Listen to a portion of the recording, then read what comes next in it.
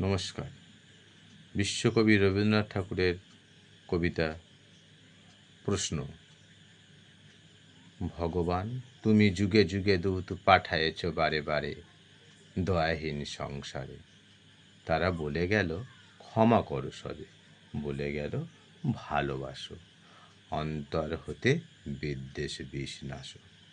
বরণীয় তারা স্মরণীয় তারা তবুও বাহিরি দ্বারে, আজি দুর্দিনে ফিরানু তাদের ব্যর্থ নমস্কারে।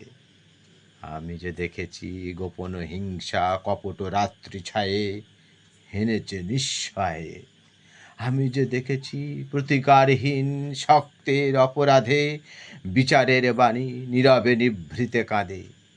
আমি যে দেখিনু তরুণ বালক উন্মাদ হয়ে ছুটে কি যন্ত্রণায় মরেছে পাথরে নিষ্ফল মাথা কুটে।